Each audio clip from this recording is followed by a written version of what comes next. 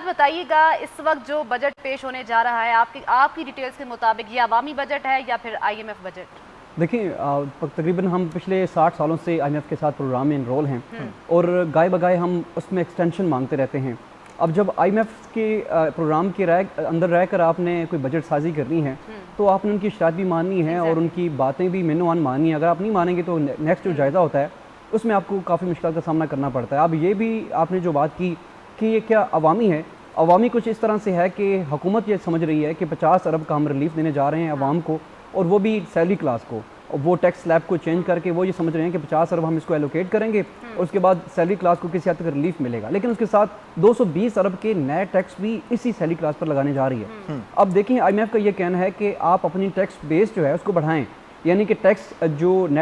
Filer हैं उनकी तादाद को बढ़ाया जाए। लेकिन पिछले 1 साल के दौरान महज 8 लाख लोग जो हैं वो रजिस्टर्ड हुए हैं। हालांकि FBR का ये मानना है कि हमने मुल्क भर में एक कंपेन भी लॉन्च की जिसका बुनियादी मकसद ये था कि जो आपकी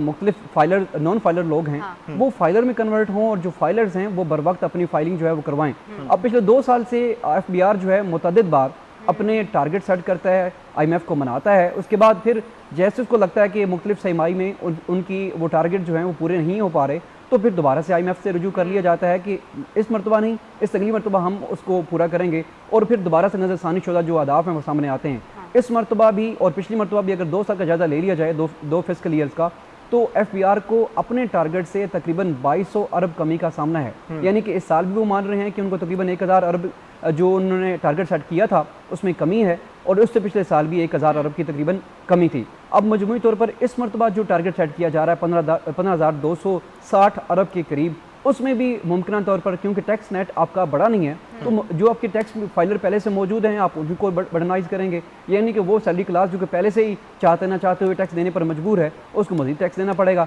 अब 220 अरब के जो नए टैक्स इकदाम हैं वो उस टैक्स इकदाम का हिस्सा नहीं है जो कि IMF ने क्लाइमेट लेवी की मद में आपको मांगे हैं। अब सबसे बुनियादी जो मामला है क्लाइमेट लेवी से मुतालिक जो कि अलग प्रोग्राम है IMF का, जिसमें भी हम इनरोल हैं, जिसके तकरीबन $200 मिलियन हमें मिल चुके हैं, उसमें IMF का ये मानना है कि आप कार्बन लेवी की मद में पेट्रोलियम लेवी के ऊपर टैक्स आयद कर दें। ये तकरीबन 1700 अरब के करीब बनता है। अब IMF का ये मानना है कि ये वो टैक्स है जो कि आवाम चाहते ना चाहते हुए दिएगी, और उसमें अगर आलमी मार्केट में पेट्रोल की कीमत कम भी होगी तो इस मद में आपको इजाफा किया जा सकता है। अगर आप कीमत को बरकरार भी रखेंगे और आलमी मार्केट में कमी होगी तब भी आपको प्रॉफिट है। तो ये सबसे सस्टेनेबल अप्रोच IMF की तरफ से ये रही है कि इसमें कोई पूछताछ करने वाला भी नहीं है, ना ही इसको आप ऑडिट को बाद में किया जा सकता है कि 1700 अरब आपने जो इकट्ठे किए हैं हुकूमत आवाम से लिए हैं वो किस मद में आपने कहाँ उसमें सर्व किए हैं। अब हुकूमत एक तरफ कार्बन लेवी की मद में 1700 अरब लगाना चाहती है, 220 अरब अलग लगाना चाहती है, उसके अलावा टैक्स के जो दीगर मामलात हैं वो अलग हैं। रिटेल सेक्टर पर वो टैक्स आयद करने से गुरेजा रहती है। हम जब देखते हैं कि नून लीग की हुकूमत आती है तो वो ट्रेडर्स को काफ़ी खुश करने की कोशिश करते हैं, और होना भी चाहिए। हर एक जमात की कोशिश होती है कि वो एक मखसूस तबके की नुमाइंदगी जो है वो अपनी पार्लियामान में करें। अब पीपल्स पार्टी जब होती थी तो उनकी कोशिश होती थी कि सैलरी क्लास को या जो जनरेशन ऑफ एम्प्लॉयमेंट है उसका जो है उसको बेस को बढ़ाया जाए। अब इस हुकूमत की कोशिश है कि ट्रेडर को जो है वो रिलीफ दिया जाए, और IMF मुसलसल ये कह रहा है कि रिटेल सेक्टर के ऊपर टैक्स लगाएं, ज़री शोबे पर टैक्स लगाएं, उसके साथ साथ वो कहते हैं टैक्स बेस को बढ़ाएं। अब टैक्स बेस को पिछले 365 दिनों में अगर आप 8 लाख लोगों को मुतमिन कर सकें, और उसमें भी कुछ लोग वो होंगे जो फाइलर भी 3000-4000 रुपये फाइल करते होंगे, या उनमें भी कुछ ऐसे लोग होंगे जो लेट फाइलर होंगे या नॉन फाइलर अभी तक होंगे, यानी कि आपने टैक्स बेस बढ़ाने से मुतल्लिक अभी तक कोई इक़दाम अमली तौर पर नहीं किए।